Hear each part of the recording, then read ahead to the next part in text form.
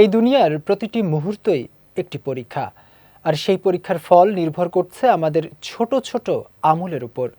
কিন্তু আল্লাহর কাছে সবচেয়ে প্রিয় আমল কোনটি, সেটি কি আমরা জানি? এ সম্পর্কে বিস্তারিত থাকছে ডেস্ক রিপোর্টে। মানুষের জীবন ক্ষণস্থায়ী। এই অল্প সময়ের পৃথিবীতে প্রতিটি মানুষই একটি পরীক্ষার মধ্য দিয়ে যাচ্ছে। কারা গুনাহ থেকে বেঁচে থাকতে পারে, কারা নেক আমলে অটল থাকে, এই পরীক্ষার ফলই নির্ধারণ করবে পরকালের চূড়ান্ত ঠিকানা, জান্নাত না জাহান্নাম। এই বাস্তবতা স্মরণ করিয়ে দিয়ে পবিত্র কুরআনে মহান আল্লাহ তাআলা বলেন, আমি পৃথিবীর সবকিছুকে তার শোভা বানিয়েছি, যাতে আমি মানুষকে পরীক্ষা করতে পারি কারা আমলের ক্ষেত্রে উত্তম। অর্থাৎ এই দুনিয়ার প্রতিটি মুহূর্তই একটি পরীক্ষা, আর সেই পরীক্ষায় সফল হতে হলে প্রয়োজন ঈমানের পাশাপাশি নেক আমল।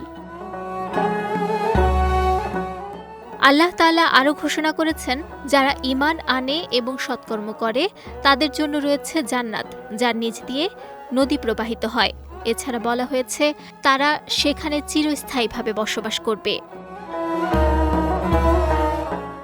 তবে প্রশ্ন থেকে যায়, আল্লাহর কাছে সবচেয়ে প্রিয় আমল কোনটি?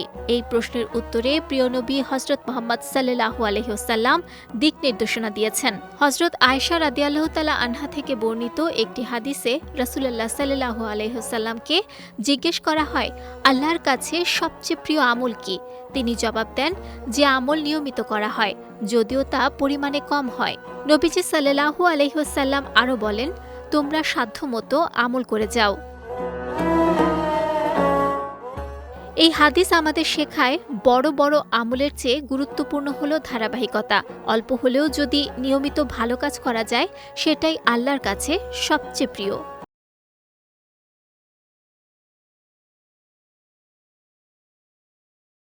অতএব পরকালের সফলতা কোনো একদিনের বড় আমলে নয়, বরং প্রতিদিনের ছোট ছোট ভালো কাজের ধারাবাহিকতাতেই গড়ে ওঠে।